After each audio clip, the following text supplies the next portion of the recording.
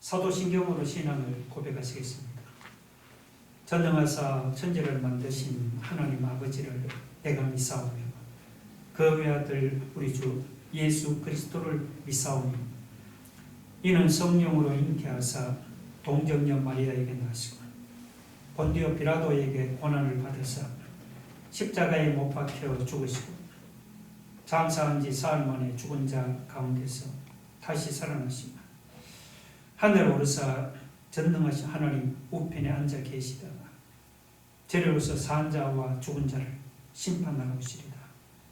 성령을 믿사오며 거룩한 공예와 성도가 서로 교통하는 것과 죄를 사하여 주시는 것과 몸이 다시 사는 것과 영원히 사는 것을 믿사옵나이다. 아멘. 교동문 15번입니다. 성시교동 교동문 15번 우리 함께 한 절씩 교독하시겠습니다. 여호와는 나의 빛이요 나의 구원이시니 내가 누구를 두려워하리요. 여호와는 내 생명의 능력이시니 내가 누구를 무서워하리요.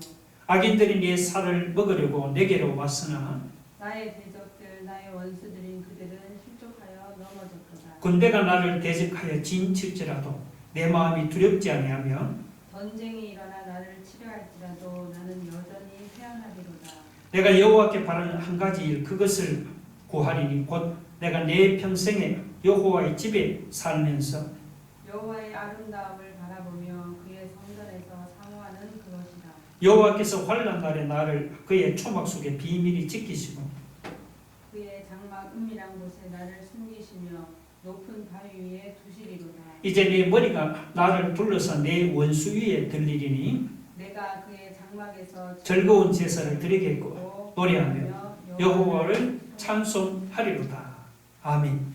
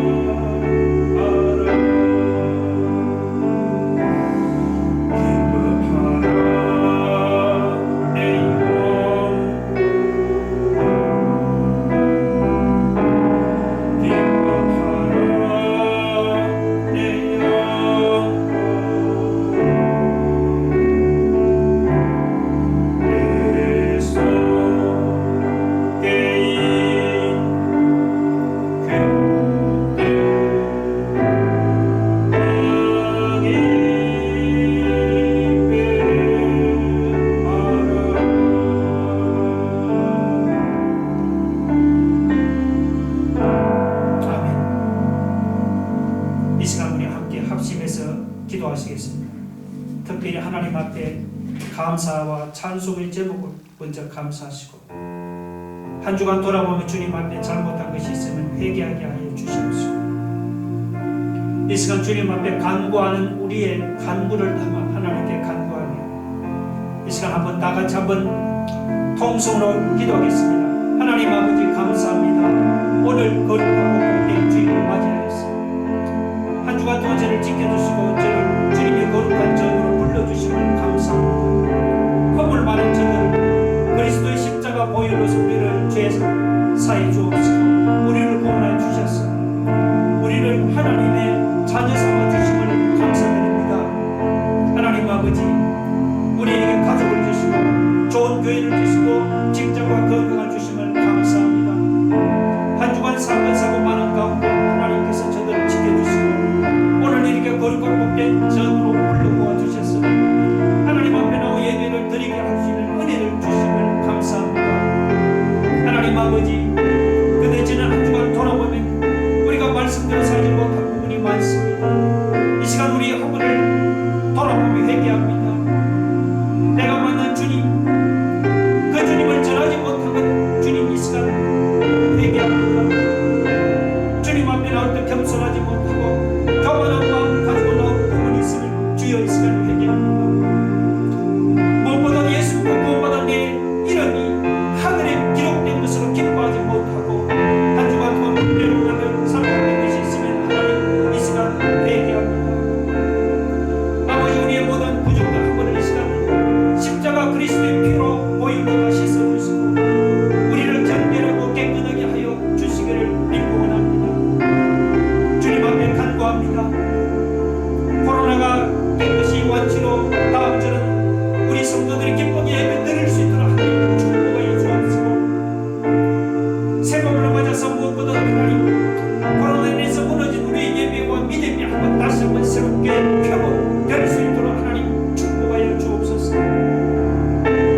사순절 기간 동안 하나님 기도와 말씀 묵상으로 경건하게 보낼 수 있도록 인도하여 주옵시고, 오늘 이 예배를 통해서 우리 성도들의 가정과 건강과 직장과 사업을 지켜주시고 문제를 가지고 올라온 사랑하는 성도들이 있다면 오늘 이 예배를 통해서 우리의 모든 문제가 나온다고 해결되게 도와주시기를 원합니다.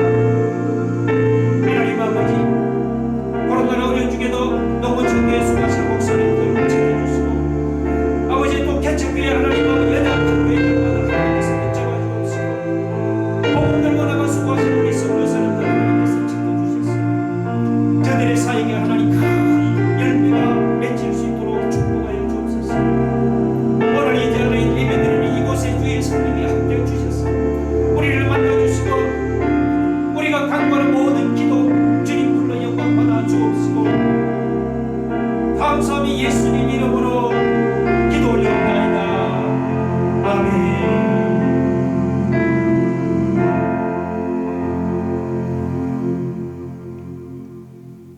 감사합니다. 교회 소식을 말씀드리겠습니다. 기도 불씨 운동으로 코로나 위기를 이겨나갈 수 있기를 바랍니다. 우리 총회 차원에서도 기도 동행 운동을 하고 있는데 편리한 시간에 매일 30분 기도 재단을 사감으로 많은 기도 응답의 간증을 체험할 수 있기를 바랍니다. 주일 대예배, 이번 주는 코로나 양성으로 대면 및 비대면 예배로 드립니다. 오전 11시 유튜브에 안산 새하늘교회 치면 예배 상황 나옵니다.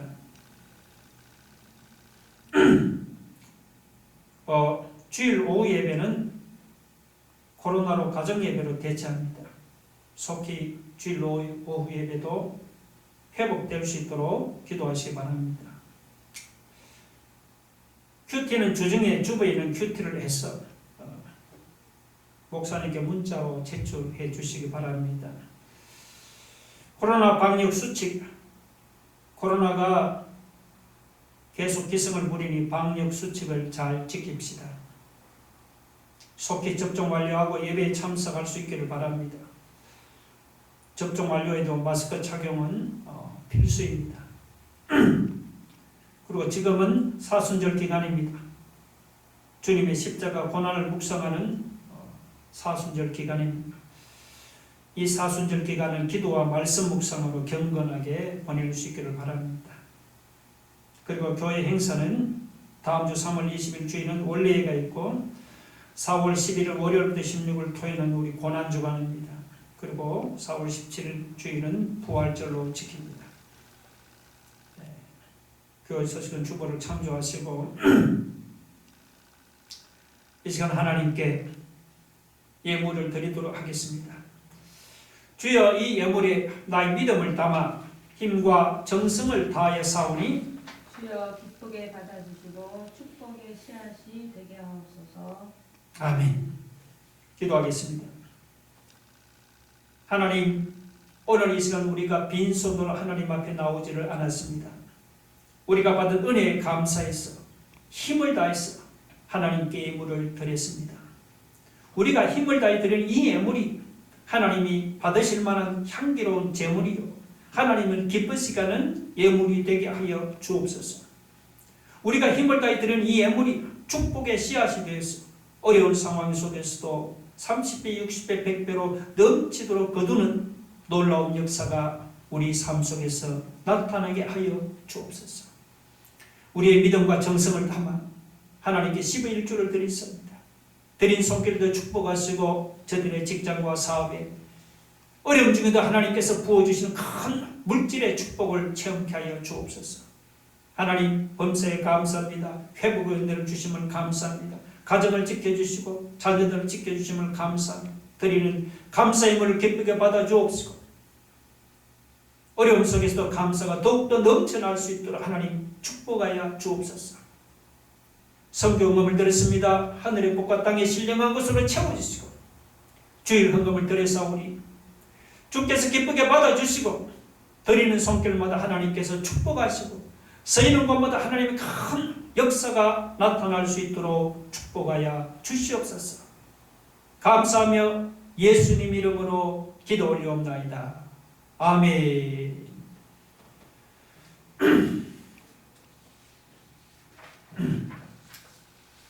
하나님 말씀을 함께 교독하겠습니다. 하나님 말씀은 신약성경 누가복음 10장 25절로 37절입니다. 하나님 말씀은 누가복음 10장 25절로 37절 신약성경 110쪽입니다.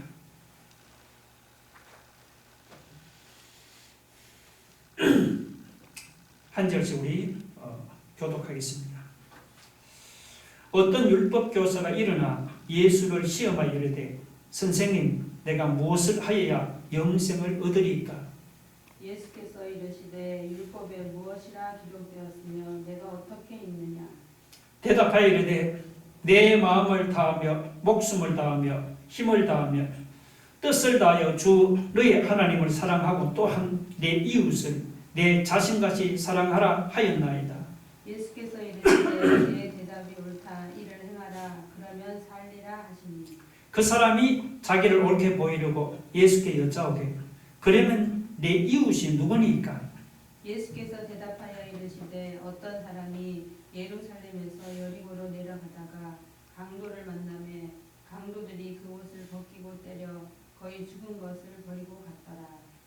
마침 한 제사장이 그 길로 내려가다가 그를 보고 피하여 지나가고 또 이와 같이 한 레위인도 그곳에 이르러 그를 보고 피하여 지나가되 어떤 사마리아 사람은 여행하는 중 거기 이르러 그를 보고 불쌍히 여기로 가까이 가서 기름과 포도들을 그 상처에 붓고 싸매고 자기 짐승에 태워 주막으로 데리고 가서 돌보아 주니라. 그 이튿날 그가 주막 주인에게 데나리온 둘을 내어주며 이르되 이 사람을 돌보아 주라. 비용이 더 들면 내가 돌아올 때 갚으리라 하였으니 내 생각에는 이 세 사람 중에 누가 강도 만난 자의 이웃이 되겠느냐? 다 같이 이르되 자비를 베푼 자니이다. 예수께서 이르시되 가서 너도 이와 같이 하라 하시니라. 아멘.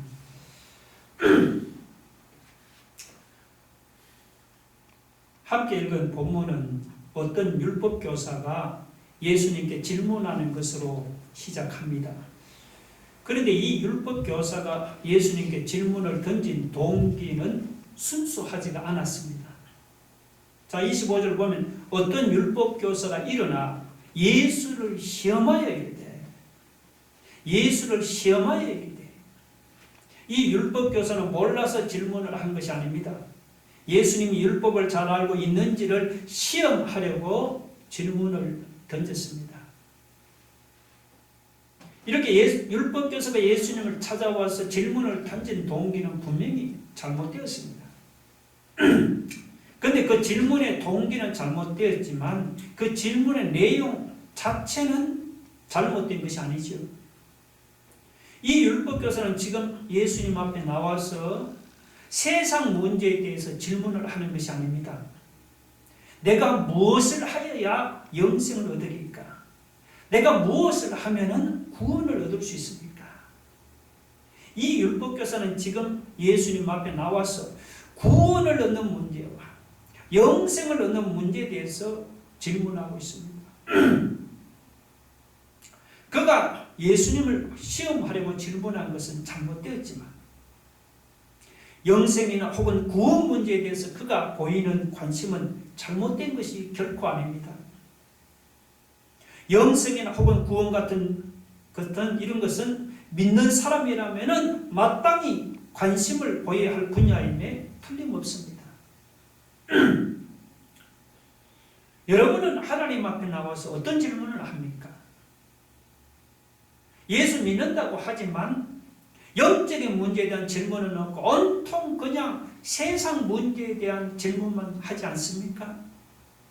하나님, 내가 어느 종목의 주식을 투자해야 이익이 많이 남겠습니까? 하나님, 내가 어느 아파트를 사면 값이 많이 오를 것 같습니까? 내가 무슨 장사를 해야 돈을 벌겠습니까? 하나님 앞에 나와 질문하는 것이 온통 이런 세상적인 것들이 아닙니까? 그렇다면 이제부터는 우리의 관심사를 바꾸도록 합시다. 사람이 질문하는 것을 보면 그 사람이 무엇에 관심을 가지고 있는지 그 사람의 관심사를 알 수가 있습니다. 우리가 하나님 앞에 나와서 질문을 해도 세상 것들에 관심을 가지고 세상의 유익을 위해서 질문할 것이 아닙니다. 이 율법 교사처럼 주님, 내가 무엇을 해야 영생을 얻을 수 있습니까? 주님, 제가 어떻게 해야 구원받을 수 있습니까? 내가 어떻게 해야 하나님의 심판을 피할 수가 있습니까? 하나님께 나와서 질문을 해도 이제부터는 세상보다 이런 영적인 문제에 관심을 두고 질문하기를 바랍니다. 세상의 유익보다 영적인 유익을 얻기 위해서 질문할 수 있기를 바랍니다. 이렇게 율법 교사가 세상 문제보다 영적인 문제에 관심을 가지고 예수님께 질문한 것은 이것은 잘한 질문이죠. 그러나 영생을 얻는 방법에 대한 그의 생각은 잘못되었습니다. 25절을 보면 선생님, 내가 무엇을 하여야 영생을 얻으리까? 그러니까 율법 교사는 자기가 무엇을 해야만 영생을 얻을 줄로 생각했습니다. 율법 교사가 크게 잘못한 것이 있다면 바로 이 점입니다. 교회 다니는 사람들 중에도 율법 교사와 같은 영생관을 가진 사람이 있습니다. 예수 믿는 것으로는 영생을 얻기에 부족하다는 것입니다. 예수도 믿어야 하지만 그 위에 내가 무엇을 해야만 영생을 얻고 구원을 얻는다는 것입니다. 예수도 믿어야 하지만 착한 일도 많이 하고 선행도 많이 베풀고 도를 많이 닦아야 영생을 얻는다는 것입니다. 이것은 분명히 잘못된 영생관이에요. 잘못된 구원관입니다. 구원은 우리가 무엇을 해야 얻을 수 있는 것이 아닙니다. 요한복음 3장 10절, 16절 같이 봅시다. 하나님이 세상을 이처럼 사랑하사 독생자를 주셨으니 이는 그를 믿는 자마다 멸망하지 않고 영생을 얻게 하려 하심이라. 이는 그를 믿는 자마다 멸망하지 않고 영생을 얻게 하려 하심이라. 그를 믿는 자마다, 곧 하나님이 보내신 독생자 예수님을 믿는 자마다 영생을 얻는 것입니다. 요한복음 5장 24절 볼까요? 내가 진실로 진실로 너희에게 이르노니 내 말을 듣고 또 나 보내신 이를 믿는 자는 영생을 얻었고 심판에 이르지 아니하나니 사망에서 생명으로 옮겨다니라. 예수님은 내 말을 듣고 나보내신 이를 믿는 자는 영생을 얻었고 심판에 이르지 아니하고 사망에서 생명으로 옮겼다고 진실로 진실로를 두 번이나 반복해서 강조했습니다. 그렇습니다, 여러분. 영생은 예수님을 믿음으로 얻는 것이지 내가 무엇을 해서 얻는 것이 아닙니다. 에베소 2장 8절 9절 한번 같이 봅시다. 너희는 그 은혜에 의하여 믿음으로 말미암아 구원을 받았으니 이것은 너희에게서 난 것이 아니요 하나님의 선물이라. 행위에서 난 것이 아니니 이는 누구든지 자랑하지 못하게 함이라. 사람이 자기 행위로는 영생을 얻을 길이 없습니다. 그런데도 율법교사는 은혜로 영생 얻는 길을 알지 못하고 자신의 행위로 영생 얻는 길을 물었습니다. 이것은 분명히 잘못된 질문입니다. 오늘 우리 중에는 이런 잘못된 질문을 하는 사람이 한 사람도 없기를 바랍니다. 우리가 영생을 얻고 구원을 얻는 것은 전적으로 하나님의 은혜요 선물이죠. 우리 행위로 되는 것이 아닐 줄로 여러분 믿으시기 바랍니다.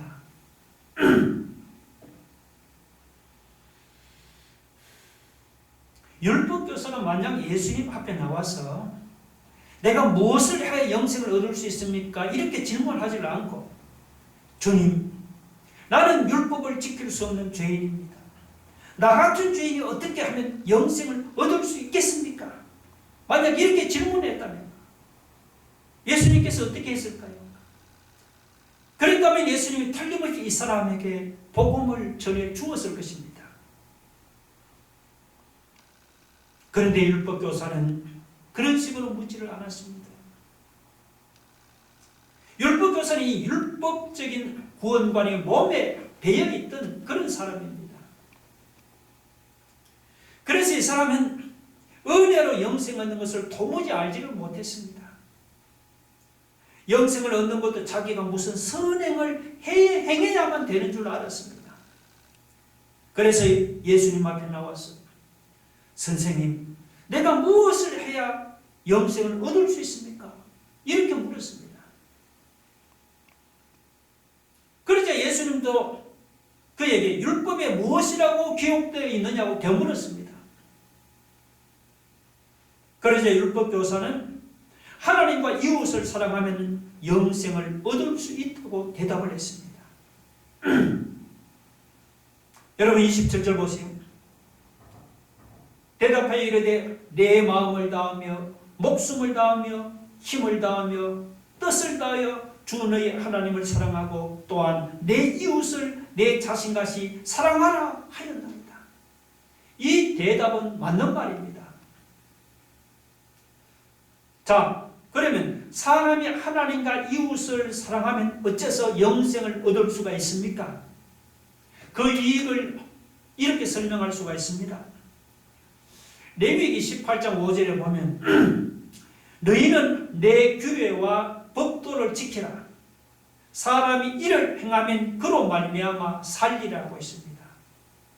사람이 이를 행하면 이것은 사람이 하나님의 규례와 율법을 행할 수만 있다면 그로 말미암아 영생을 얻고 구원을 얻어 영원히 살 수 있다는 말입니다. 그런데 예수님은 마가복음 12장 31절에서 많은 그 계명들 중에서 하나님 사랑과 이웃 사랑이 모든 계명 중에서 첫째 되는 계명이라고 말씀했습니다. 자, 그러면은 사람이 첫째 되는 계명을 지키면은 나머지 모든 계명과 모든 율법을 어떻게 해요? 다 지킨 셈이 되는 겁니다. 결국 하나님과 이웃을 사랑하면 모든 율법을 지킨 셈이 되니 그 사람은 영생을 얻고 구원을 얻을 수밖에 없는 것이죠. 그래서 예수님도 하나님을 사랑하고 이웃을 사랑하면 영생을 얻을 수 있다는 그 율법교사의 대답이 옳다고 말씀했습니다. 28절에 보면 예수께서 이르시되 내 대답이 옳도다. 이를 행하라 그러면 살리라. 이를 행하라는 것은 마음을 다하고 목숨을 다해 하나님을 사랑하고 이웃을 자신같이 사랑하라는 율법을 행하라는 것입니다. 그러면 살리라. 사람이 하나님을 사랑하고 이웃을 사랑하는 율법을 행하면 그로 말미암아 영생을 얻고 영원히 산다는 것입니다. 맞는 말씀입니다. 그런데 여러분, 문제가 무엇입니까? 문제는 사람이 자기 힘으로는 하나님을 사랑하지 못하고 이웃을 사랑하지 못한다는 것입니다. 사람이 자기 힘으로는 율법을 지킬 수 없다는 것이 그게 문제입니다. 사도 바울도 율법을 지키지 못하는 자신을 로마서 7장 14절에서 이렇게 탄식을 했어요. 우리가 율법은 신령한 줄 알거니와 나는 육신에 속하여 죄 아래에 팔렸도다. 나는 육신에 속하여 죄 아래에 팔렸도다. 사도 바울이 말한 대로 사람은 모두 다 죄 아래 팔린 죄의 종입니다. 죄 아래 팔린 죄의 종이기 때문에 마음으로는 율법을 지키고 싶어도 우리 몸이 말을 듣지를 않습니다. 마음으로는 내가 하나님을 사랑하고 이웃을 자기 자신같이 사랑하고 싶지만 이 몸은 죄 아래 팔려서 말을 듣지를 않습니다. 이것이 여러분 죄 아래 팔린 인간의 비참한 현 주소입니다. 율법교사가 말로는 마음을 다하고 목숨을 다해 하나님을 사랑한다고 하지만 그것은 어디까지나 자기 생각일 뿐입니다. 자기 생각으로는 마음을 다하고 목숨을 다해서 하나님을 사랑하고 싶지만 실제로는 그게 잘 안 됩니다.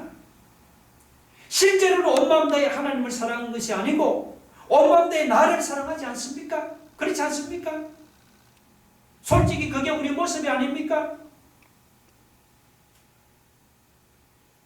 이웃사랑은 또 어떻습니까? 율법교사가 말로는 이웃을 자기 자신같이 사랑한다고 큰 소리를 뻥뻥 쳤습니다. 그런데 실제로 여러분 그게 가능한 일입니까? 여러분 이웃을 여러분 자신같이 과연 사랑할 수가 있습니까?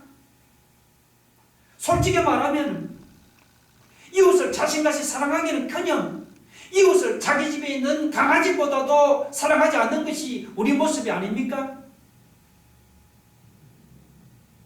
물론 사람이 율법을 지키면 영생을 얻을 수가 있습니다. 그런데 사람은 너나 할 것 없이 다 죄인이기 때문에 율법을 지키고 싶어도 지키지를 못합니다. 그러므로 우리는 율법교사처럼 자기 의를 믿고 교만할 것이 아닙니다. 우리는 주님 앞에 설 때마다 주님 나는 죄인입니다. 주님 나를 불쌍히 여기소서. 자기 의를 믿을 것이 아니고 주님의 십자가만 바라보고 주님만 붙들고 살아가기 바랍니다. 믿음으로 주님의 십자가를 바라보는 사람에게는 구원의 은총과 영생의 축복이 임할 줄로 믿으시기 바랍니다.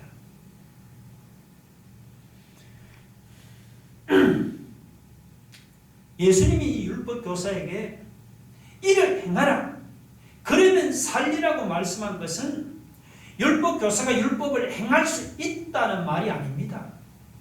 이것은 율법을 행할 수 없는 자신의 죄인됨을 깨닫고 자기를 믿지 말고 주님을 믿으라는 그런 말입니다.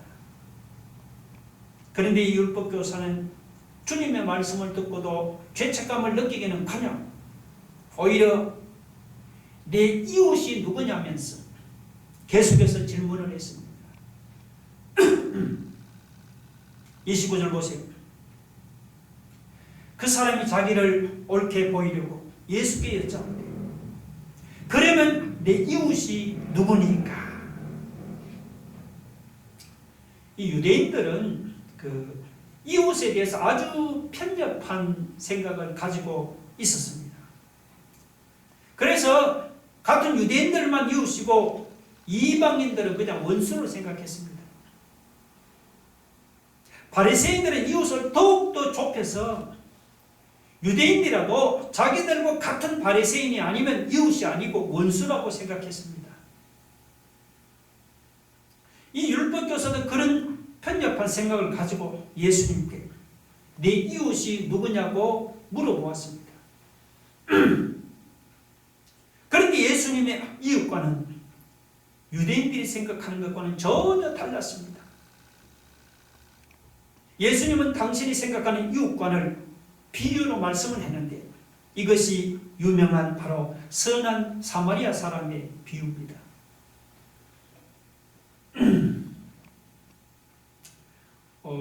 어떤 사람이 예루살렘에서 여리고로 내려가다가 강도를 만났습니다. 강도는 그 사람을 심하게 때려서 중상을 입히고 옷도 빼앗고 돈도 빼앗아 달아났습니다. 그냥 두면 죽을 것 같습니다. 그때 마침 한 제사장이 그곳을 지나갔습니다. 그때 그는 강도 만난 사람을 못 본 척 피해갔습니다.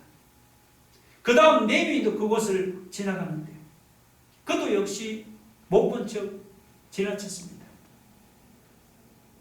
셋째로 사마리아 사람이 그곳을 지나갔습니다. 이 사마리아 사람은 옛날부터 그 유대인들과 아주 원수 관계였습니다. 유대인들은 이 사마리아 사람을 개 취급하고 멸시했습니다. 그런데도 이 사마리아 사람은 강도 만난 사람에게 다가가서 기름과 포도주를 상치에 붓고 삼해주고 그리고는 강도 만난 사람을 자기 나귀에 태워서 주막으로 데리고 가서 치료해 주었습니다. 다음날 주인이 그 돈을 더 주고 이 사람을 치료해 달라고 부탁하고는 길을 떠나갔습니다. 자, 비유를 마친 예수님은 율법교사에게 내 생각에는 이 세 사람들 중에 누가 강도 만난 자의 이웃이 되겠느냐고 물었습니다. 그러자 율법교사는 자비를 베푼 자가 이웃이라고 대답을 했습니다.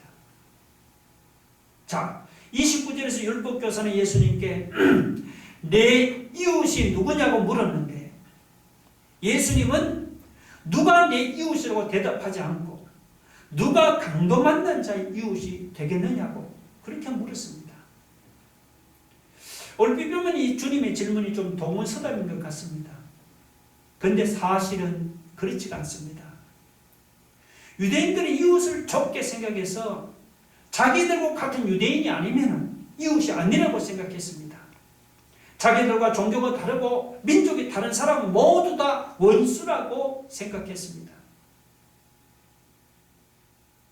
이웃을 사랑한다고 자랑하던 율법교사의 생각도 유대인들과 다르지가 않았습니다. 율법교사의 생각은 자기와 종교가 같고 민족이 같아야 이웃이라고 생각했습니다. 그런 사람을 이웃으로 사랑하겠다는 것입니다. 자기와 종교가 같지 않고 민족이 같지 않는 사람은 이웃이 아니라는 것입니다. 그런 사람은 이웃으로 사랑할 수 없다는 말입니다. 그런데 예수님의 이웃과는 달랐습니다. 예수님은 내 이웃이 누굽니까? 라고 묻는 율법교사의 질문에 누가 내 이웃이다 라고 대답하지를 않고 누가 강도 만난 자의 이웃이 되겠느냐고 되물었습니다. 그러니까 예수님은 이 율법교사처럼 자기 입장에서 이웃을 생각하는 것이 아니죠. 강도 만난 자의 입장에서 이웃을 생각했습니다. 내 주변에 강도 만난 사람이 있다면 바로 그 사람이 바로 내 이웃입니다. 예수님은 이웃에 대한 생각을 이렇게 바꿔버렸습니다. 여러분, 우리는 누가 내 이웃이라고 생각합니까? 나하고 가까운 사람이나 나와 친한 사람만 내 이웃이라고 생각합니까? 나하고 학교가 같구나, 고향이 같은 사람만 내 이웃입니까? 그런 사람만 내 이웃처럼 사랑하고 관심을 가지고 돌아봅니까? 내가 모르는 사람이나 나와 관계없는 사람이나 나와 고향이 다른 사람은 이웃이 아닙니까? 그런 사람들은 무슨 강도를 만나 죽어가도 나와 상관이 없습니까? 그런 사람은 굶어 죽어도 관심이 없습니까? 그렇다면 우리도 이 율법 교사와 다를 것이 하나도 없습니다. 여러분, 진정한 이웃은 내 입장에서 생각하는 것이 아닙니다. 나와 가깝거나 나와 친하거나 그리고 나와 고향이 같아야 내 이웃이 아닙니다. 진정한 이웃은 상대방의 입장에서 생각합니다. 나하고 학교도 다르고 나와 고향도 다르고 나와 관계없는 사람이라도 어려움을 당하는 사람이 있다면 바로 그 사람이 내가 도와주고 돌보아 주어야 하는 이웃입니다. 오늘날 강도 만난 사람들은 주변에 어려움을 당하는 사람들이 얼마나 많습니까?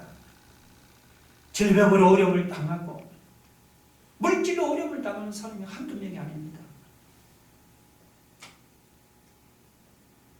이렇게 어려움을 당하는 사람이 바로 내가 도와줘야 하는 내 이웃입니다. 내가 모르는 사람이라도 우리는 사마리아 사람처럼 불쌍히 여기는 마음으로 어려움을 당하는 사람을 돌아보고 도와줄 수 있기를 주님의 이름으로 축원합니다. 자, 그러면 이렇게 어려움을 당하는 사람이 이웃이라면 어떻게 하는 것이 이웃을 사랑하는 것입니까? 이웃 사랑이란 무엇입니까? 우리는 이웃 사랑을 두 가지로 한번 생각해 볼 수가 있습니다. 첫째는 이웃에 대해서 관심을 보이는 것이 바로 이웃을 사랑하는 것입니다. 이웃을 사랑한다고 하면서도 이웃에 대해서 아무런 관심을 보이지 않는다면 그것은 이웃을 사랑하는 것이 아니지요. 예를 들면 우리가 TV에서 각종 사고를 접하지만은 별로 관심이 없지 않습니까? 그냥 사고가 났나 보다 하고 무심코 지나치지는 않습니까? 많은 사람들이 사고를 당하는데도 우리가 왜 이렇게 무관심합니까?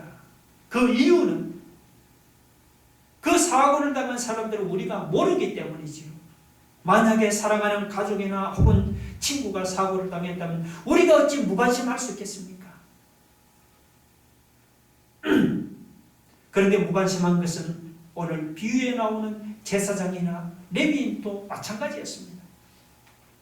31절에 보니까 마침 한 제사장이 그 길로 내려갔다가 그를 보고 피하여 지나가고 했습니다. 32절에도 보면 또 이와 같이 한 레위인도 그곳에 이르러 그를 보고 피하여 지나가되, 제사장과 레위인은 강도를 당한 사람을 보고서도 못 본 척 하면서 그냥 무관심하게 피하여 지나쳤습니다.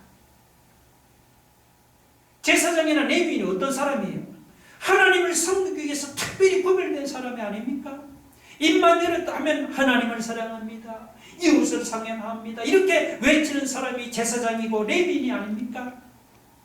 그런데 그들의 이웃 사랑은 말뿐인 사랑이었습니다. 이웃을 사랑한다면 어떻게 강도 만난 사람을 보고도 못 본 척 하면서 무관심하게 지나칠 수가 있습니까? 그렇다고 이들만 제사장이나 레위인만 욕할 것이 아닙니다. 우리도 어려움을 당한 이웃의 고통에 무관심한 것이 아닙니까? 입으로는 우리가 형제님 사랑합니다, 자매님 사랑합니다 하면서도 우리의 이웃이 당하는 어려움에 무관심한 것이 아닙니까? 이렇게 어려움 당하는 이웃이 당하는 어려움이나 고통에 무관심하면서 어떻게 우리가 이웃을 사랑한다고 말할 수가 있겠습니까? 지금까지 어려움 당하는 이웃에게 무관심했습니까? 그러면 지금부터 생각을 바꾸도록 합시다. 이제부터는 이웃이 당하는 고통에 무관심하지 말고, 이웃 사랑은 여러분 거창한 구호가 아닙니다. 어려움 당하는 사람에게 무관심하지 않고 관심을 가지고 다가가는 것이 바로 이웃 사랑입니다. 이웃에 대해서 관심을 보이는 것이 바로 이웃 사랑입니다. 둘째, 말로만이 아니고 행동으로 보여주는 것이 이웃 사랑입니다. 우리는 이 사마리아 사람이 강도 만난 사람을 도와주고 치료해주는 과정을 살펴보면 이웃 사랑이 무엇인지를 우리가 잘 알 수가 있습니다. 자, 사마리아 사람은 강도 만난 사람에게 다가가서는 말로만 그냥 얼마나 아프세요? 말로만 힘을 내서 일어나세요. 이렇게 위로하고 도와준 것이 아니지요.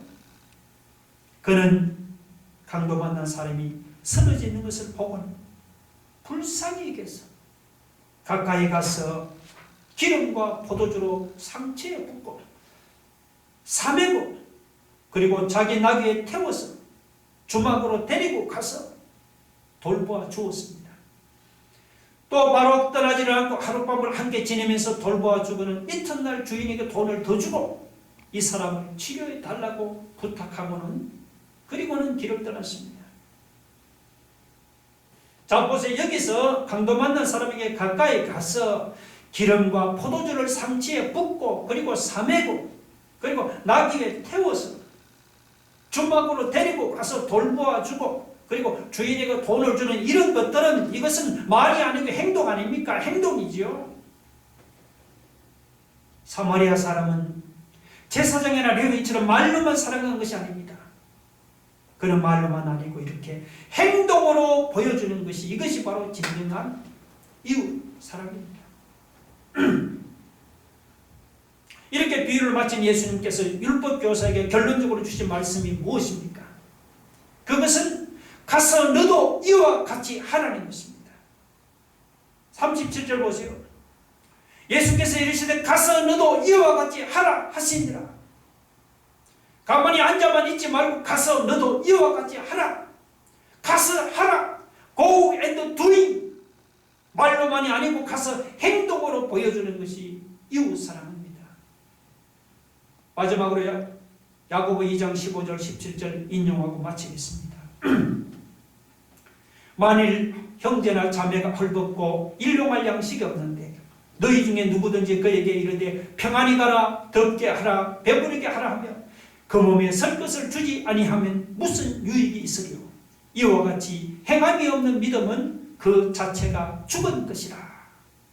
이와 같이 행함이 없는 믿음은 그 자체가 죽은 것이라고 했습니다. 가서 너도 이와 같이 하라.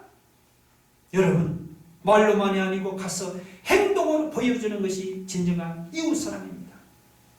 오늘 우리 중에는 말로만 사랑하고 행함이 없는 이런 죽은 믿음을 가진 이런 율법교사 같은 사람이 한 사람도 없기를 주님의 이름으로 축원합니다.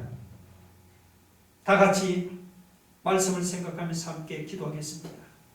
여러분, 이웃사랑이란 무엇입니까? 이웃에 관심을 보이는 것이 이웃사랑입니다. 말로만이 아니고 행동으로 보여주는 것이 이웃사랑입니다. 여러분, 누가 내 이웃입니까? 그냥 나와 가깝고 관련이 갖고 친하다고 이웃이 아닙니다. 어려움을 당하는 사람이 바로 내가 도와줘야 하는 이웃입니다. 여러분, 사람이 율법을 지키면 영생을 얻을 수가 있습니다. 근데 사람은 다 죄인이기 때문에 우리가 율법을 지키고 싶어도 지키지를 못합니다. 율법교사처럼 자기 애를 믿고 교만할 것이 아니고 우리가 예수님 앞에 설 때마다 주님, 나는 죄인입니다. 주님, 나를 불쌍히 여겨주옵소서. 주님의 십자가만 바라보고 주님만 붙들고 살아가게 하옵소서. 우리 말씀을 생각하면 다 같이 한번 통성으로 기도하겠습니다. 할렐루야. 하나님 아버지, 아버지 하나 오늘 주신 말씀을 받았습니다. 하나님 아버지, 이웃사랑이란 무엇입니까? 이웃에 관심을 보는 것이 이웃사랑입니다. 말로만이 아니고 행동으로 보여주는 것이 이웃사랑이라고 했습니다. 주님, 누가 내 이웃입니까? 나와 가깝고 관련이 가고 친하다고 이웃이 아니고 어려움을 당하는 사람이 내가 도와줘야 하는 바로 이웃입니다. 우리가 주님의 어려움을 당하는 사람을 주님, 더 이상 무관심하지 말고 관심을 가지고 다가가 주옵시고 가서 너도 이와 같이 하라. 말로만이 아니고 행동으로 우리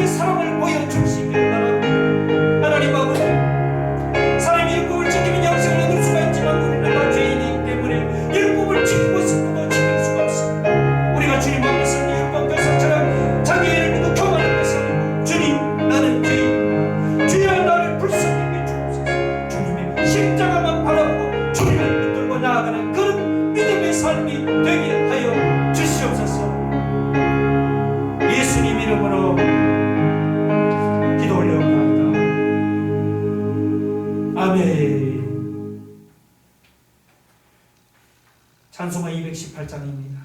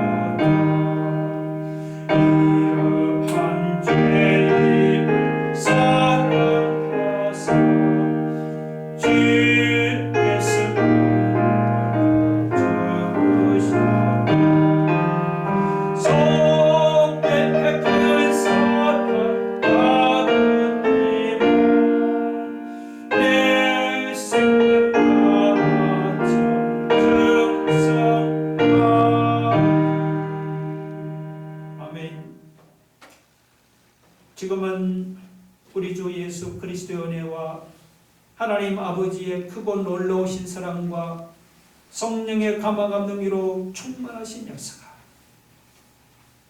오늘 하나님 말씀처럼